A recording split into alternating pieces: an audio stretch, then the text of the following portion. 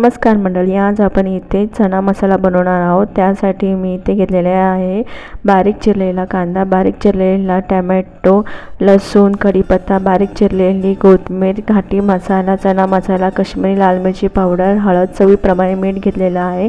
आता इथे आपण चणे घेतलेले आहे, स्वच्छ धुवून त्यामध्ये पाणी ॲड करून हळद मीठ टाकून कुकरला 3 शिट्ट्या काढून घेणार आहोत। चणे आपले छान प्रकारे शिजलेले आहे। आता इथे आपण तेलामध्ये प्रथम कढीपत्ता तडतडून दिलेला आहे। आता त्यात आपण लसूण ही चांगलासा लालसर परतून घ्यायचा आहे।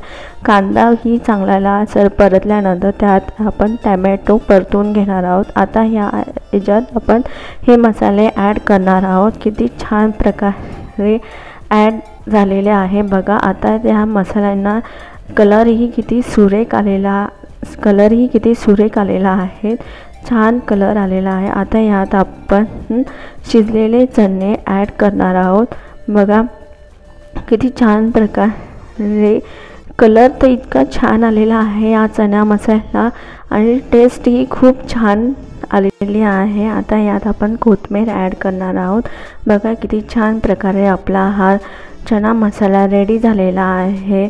असाच तुम्ही चना मसाला एकदा घरी नक्की बनवून बघा। असेच माझे नवनवीन व्हिडिओ बघण्यासाठी माझ्या चॅनलला लाईक करा, शेअर करा, सबस्क्राईब करा।